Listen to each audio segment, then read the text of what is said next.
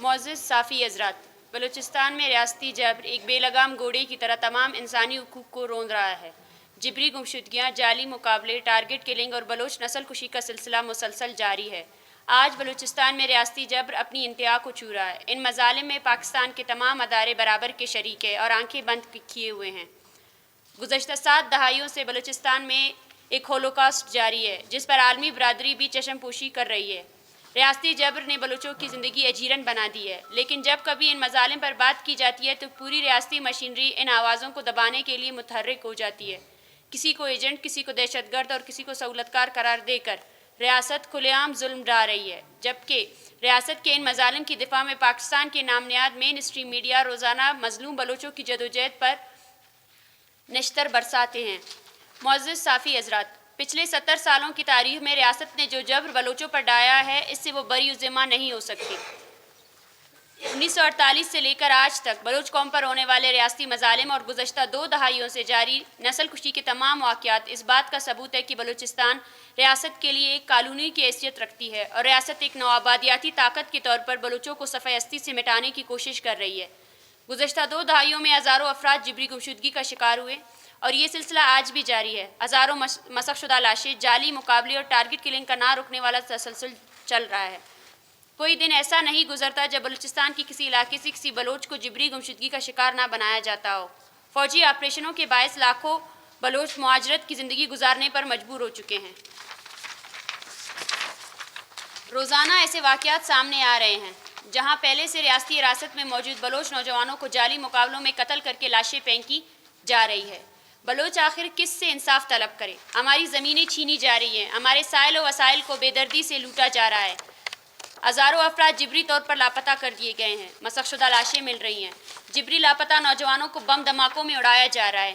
چاردر و چار دیواری کا تقدس پامال کیا جا رہا ہے۔ بلوچ خواتین کو سڑکوں پر بے عزت کیا جا رہا ہے، انہیں جیلوں میں ڈالا جا رہا ہے۔ سینکڑوں پرامن سیاسی کارکنوں کے خلاف جھوٹے مقدمات قائم کیے جا رہے ہیں، انہیں 4th شیڈول میں ڈالا جا رہا ہے۔ یہ سب کچھ واضح طور پر پاکستان کو آقا اور بلوچوں کو غلام ثابت کرتا ہے، مگر ہم ریاست اور اس کے اداروں پر واضح کر دینا چاہتے ہیں کہ بلوچ اپنے وطن پر اپنے جینے کا حق مانگتا ہے۔ یہ کوئی مطالبہ نہیں بلکہ ہمارا بنیادی حق ہے۔ یہ ہماری ہزاروں سال پرانی زمین ہے، ہماری ملکیت ہے، اور جب تک ہمارے یہ حقوق سلب کیے جاتے رہیں گے بلوچ اپنی مذمتی جدوجہد جاری رکھے گا۔ گزشتہ 7 دہائیوں سے جاری ریاستی جبر کے باوجود پاکستان کو یہ سمجھ جانا چاہیے کہ بلوچ کسی بھی قیمت پر سرنگو نہیں ہوں گے۔ آپ کے تمام مظالم ہماری مذمتی حق کو نہیں چھین سکتے۔ آج پورا بلوچستان سراپا احتجاج ہے۔ ہر بوڑھی ماں، ہر شیرخوار بچہ، ہر نوجوان ریاستی مظالم کو نہ صرف پہچانتا ہے بلکہ اس کے خلاف جدوجہد بھی کر رہا ہے۔ یہی وجہ ہے کہ ہماری تحریک کو سبوتاژ کرنے کے لیے ریاست سازشوں پر اتر آئی ہے۔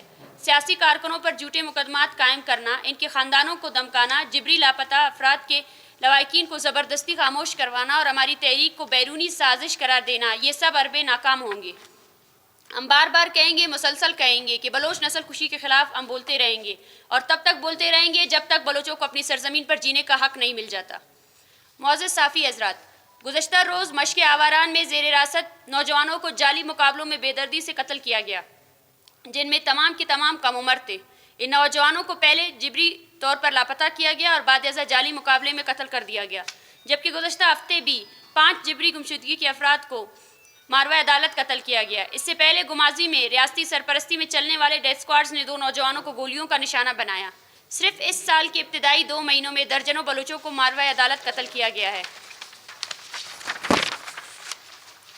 گزشتہ ہفتے بلوچستان بھر میں ان مظالم کے خلاف مکمل احتجاج کیا گیا۔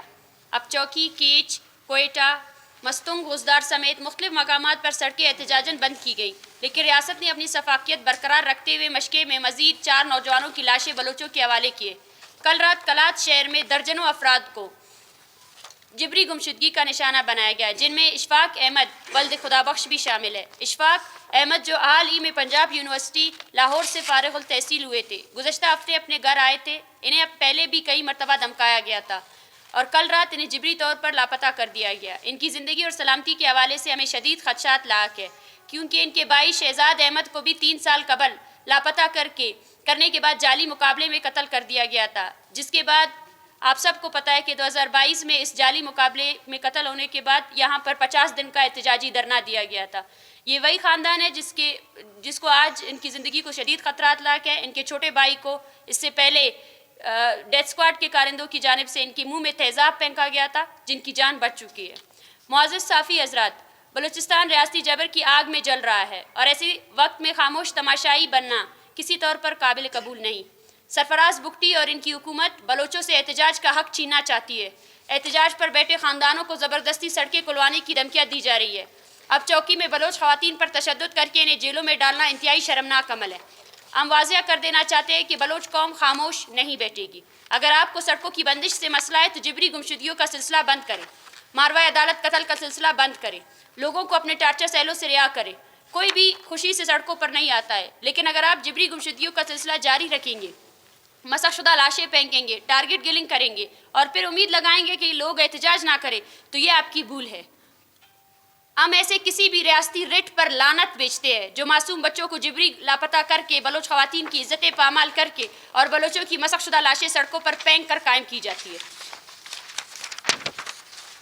معزز صحافی حضرات، بلوچ یکجہتی کمیٹی بلوچستان میں جاری ریاستی جبر کی شدید مذمت کرتی ہے. ہم بلوچ عوام کو پیغام دینا چاہتے ہیں کہ مذمت ہی ہمارا بقا ہے. لاشیں خاموشی سے دفنانے کے بجائے آواز بلند کریں. جہاں کئی جبری گمشدہ افراد کے خاندان احتجاج کریں، ان کا ساتھ دیں اور ان کی مکمل حمایت کریں. بلوچ یکجہتی کمیٹی لواحقین کی جدوجہد میں ان کے ساتھ مکمل طور پر کھڑی ہے. ہم اس پریس کانفرنس کے ذریعے مطالبہ کرتے ہیں کہ جبری گمشدگیوں کا سلسلہ فوری طور پر بند کیا جائے اور تمام لاپتہ افراد کو رہا کیا جائے. اور کلات میں جاری کل سے جو فوجی آپریشن ہے جس میں 35 کے قریب لوگوں کو جبری گمشدہ کیا گیا ہے، اگر انہیں فوراً رہا نہ کیا گیا تو ان کے خاندانوں سمیت بلوچ یکجہتی کمیٹی دوبارہ سے شاہراہیں بند کرے گی اور اس کی ذمہ داری بلوچستان کی حکومت کی طرف جاتی ہے.